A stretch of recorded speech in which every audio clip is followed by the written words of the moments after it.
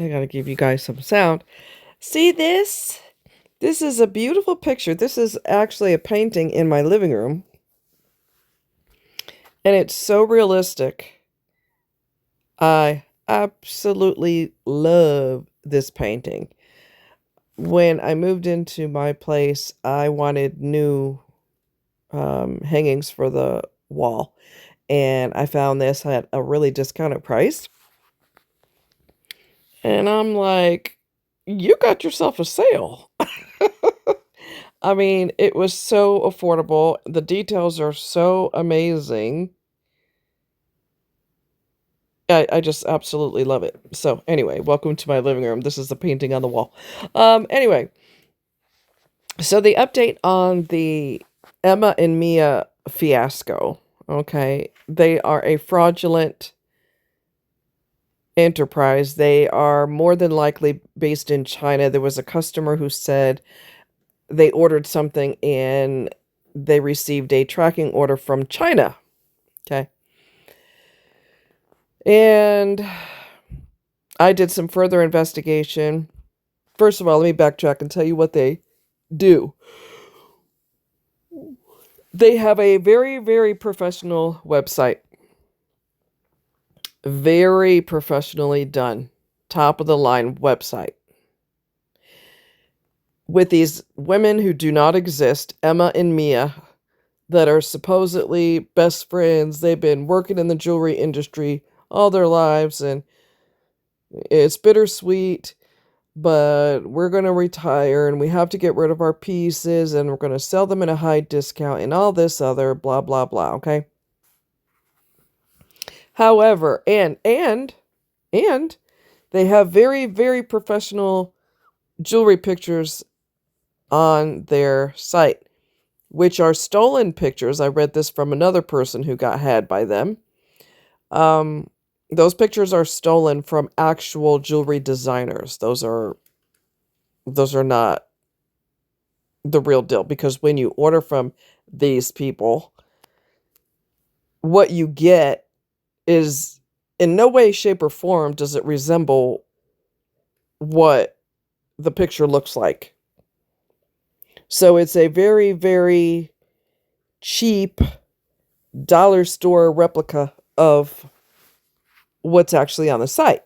Because if you got what was on the site, it's beautiful. But that's not what you're going to get. So it's a bait and switch because they're, dishonest to the core. Well, I decided to do some research. I don't think I told y'all this. I might have.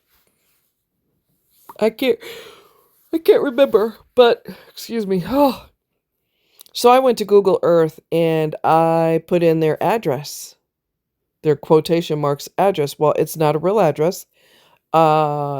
It's weird. It's really weird.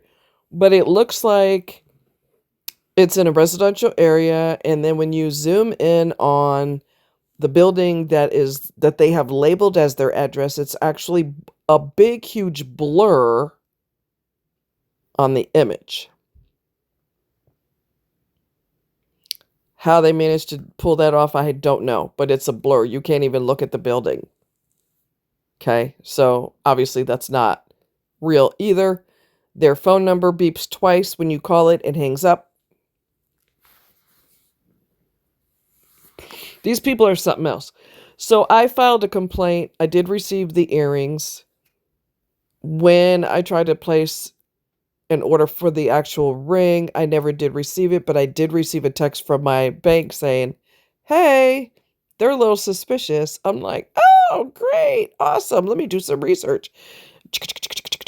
And then I found the customers that were really mad, and they were spilling the beans on this is not a real company. They're fraudulent. They're based in China. One guy that a customer dealt with is based in Bangladesh. Okay. I mean, really? Really? So I got the Attorney General's office involved. I also filed a complaint with my bank. With my particular bank, when you file a fraudulent claim with them, to get your money back because none of this is real. It's all bait and switch. Uh, there's so many things that you have to do. You need a picture of the product. You need a picture of what they were advertised as and what you received so that the comparison can be made visually. What you paid for it. So how much money you actually lost because dollar store is not the same as high designer, product. You know what I'm saying? High quality designer, obviously. And so I didn't have to jump through a lot of hoops, but oh, good God. I didn't have to, excuse me. I didn't have to jump through a lot of hoops, but I did have to give them as much information as I could. I also told my bank that I contacted the Attorney General's office. This is the information that I received from this company. This is supposedly their address in Sedona, Arizona. This is their phone number, which doesn't work. It's a fake number and a fake address. And I also gave her the investigator. She's actually the fraud supervisor, so that's pretty cool. It'll be done correctly, right? I told her the name of the person that is handling my complaint with the Attorney General's office. And all of that is helpful too, so that every bit of information that you can give to your bank will help you get your money back. Okay. I have never, ever, ever, ever put in an address with Google Earth only to find a blur and there's no visibility for the address that you've been given. I'm just staring at the blur like, what the hell? I've never seen that before. Never. Ever. So I don't know what's going on with that. It's just weird. So I had an interesting earlier part of my day. For the past couple of days, Milo has been very sick. He has been puking. He has had endless runs. Okay. This has been going on all day, just about all night, every hour on the hour. He's hollering to get outside and do it. He's been puking, and he is getting better. He ingested something he shouldn't have. I've never seen him this sick before, ever, ever. And I contacted my vet because I was getting really worried. And she said, don't give him regular food. Give him Pepto-Bismol twice a day. How many? It's equivalent to 2 tablespoons. So I think it's like 2 cc's of Pepto-Bismol. Pepto-Bismol. And which kills the bacteria that causes the runs, which I did not know that. That's pretty cool. And it coats everything and all of that. And it helps reduce inflammation, irritation, and the whole bit. So that's some pretty good stuff. Tastes nasty because I tasted it as a kid and it's just straight up gross, but it works. I put it in a syringe so that it's harder for him to resist because he's not going to drink it on his own. Let's just keep it real. He's not. So I put it in a syringe without a needle, squirt it down his neck. And he's gradually getting better. He cannot have regular food. He can only have white rice, and bland chicken. That is all. He did not eat today. He wasn't interested in eating today. And I'm very limited to what I could give him. You can also give them bland oatmeal. No sugar, no butter, none of that. But he looked at the rice and he's like, yeah, no thanks. So he hasn't eaten it all today. I still have it in there, and I could add some turkey meat to it because I've got some deli turkey, which hopefully isn't, I mean, it's not highly seasoned or anything like that, so I could try to entice him with that. I don't know if that's going to be good for him or not. I know he puked again yesterday or earlier today. So I had to wash his blanket again because he puked on his other blanket and I had to wash it. And then I put that down and then he puked on that blanket. So it had to be washed and I had to rotate them around. And It's just he's been very sick. And then on top of that, I am down also because I'm in a flare. When you have fibromyalgia and you have what's called a flare, your pain is off the charts, and it all depends on what part of your body decides to hurt. There's no rhyme or reason. It doesn't follow a logical sequence. It does what it wants to do when the heck it wants to do it.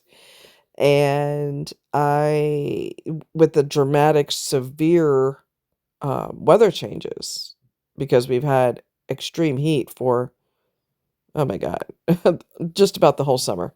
And then it just got worse and worse and worse to the point where you literally feel like you're in an oven when you're outside. And so I'm in a flare, and I've been in a flare for a couple of days now. And today was the worst of the flare. My back has been violently painful, super painful. Thankfully, laying down is helping a lot, and Tylenol is helping a lot because I was afraid I'd have to go to a stronger pain med if I had to. I'm doing it because I'm not going to keep suffering. And then earlier today, my back was obviously still sore, and then my knees decided to get in on the action, and I could barely walk.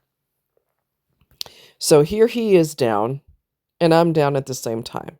I had to use my crutches earlier, and I've been laying down all day. He's been laying down all day. And my foot's doing well. I still feel the inflammation in my toes, which is obviously going to go away on its own eventually. But I'm wearing regular shoes now, which is great.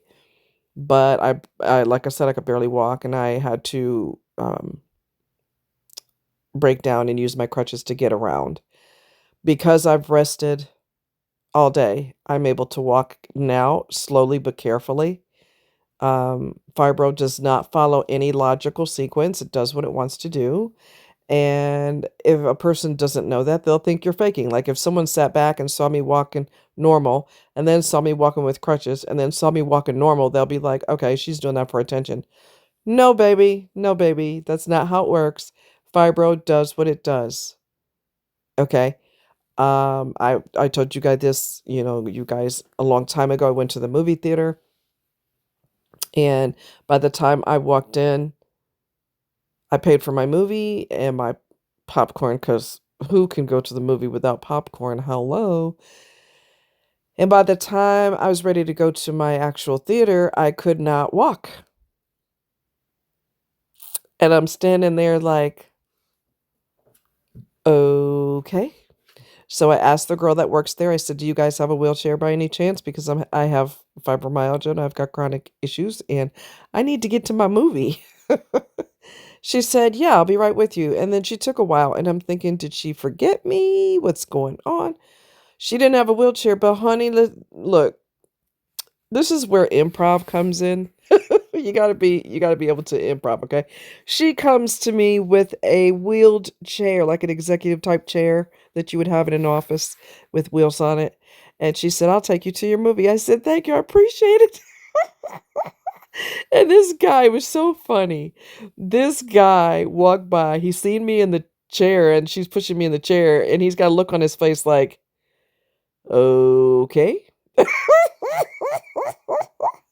Well, because I sat and relaxed for about an hour and a half, however long the movie is, I was able to walk again. I put my purse and my popcorn container thing and everything in the chair, and I wheeled the chair, walked and wheeled the chair to back to her and thanked her for her help. So, no, the person's not faking. If they have fibro, it's touch and go with what gets to hurt now and for how long it gets to hurt, and it's just spin the wheel. That's what gets to hurt now. So, I have an alarm on my phone for the next time that I take Tylenol. And when you have both knees not working correctly, they both hurt really badly, and you don't have, you're not sure where your knee braces are, and it wouldn't matter anyway because you need two of them because both your knees are acting a fool. You know, there's other things that would be a lot more fun than dealing with any of this, okay? The Tylenol's doing its job, thankfully. I'm very happy for that. I'm still walking slowly but carefully without my walking sticks, which is what I call uh, my crutches. But anyway, my crutches are Moby legs. They're called Moby legs, Mobi. And if you look at them, it looks like the handle's on backwards because it faces towards the back. And regular crutches are not like that. But they are really good crutches, really good crutches. I don't like crutches at all. I've been forced to use them and it sucks, but I mean, when you don't have a choice, you don't have a choice. I do want to tell you something very crucial about using crutches. I don't know why doctors and nurses do not tell their patients, but don't ever use crutches to where the armpit part is pushed into your armpit and all your weight is on your armpit. That is not the correct way to use crutches. The correct way is to have all your weight on the actual handle where your hands go. That is critical. The reason why I say that is because there's a guy online, I don't remember his name. He's minus a leg because he had cancer in that leg and it had to be removed. And he had an uncle that used to use crutches the incorrect way, with it shoved up on, all his weight shoved up on his, pushed into his armpit. And now he's got permanent nerve damage in his arms. So, or one arm or both arms, I'm not sure which, but that's not something you want to sign up for. The Moby legs have a rubberized, the armpit part is rubberized, so it's like a rubberized net in a weird way. It's hard to describe. If you research it, you'll find it. So even if someone's using it incorrectly, it's not going to do any damage because it's super soft. But yeah, you don't ever use crutches to where all your weight is on your armpit. Your weight is supposed to be on your hands. You push down with your hands as you use crutches. So it may be gently balanced underneath your armpit, but it definitely should not be pushed into your armpit. That's asking for problems. Okay? You guys take care. Much love. And I hope you enjoy my painting. I love all the colors. Like I said, the detail. And the price was phenomenal. And I've had it ever since. And I love it, love it, love it. I imagine myself there walking down that path. And it's just so cool. Anyway, you guys take care. Much love. Bye-bye.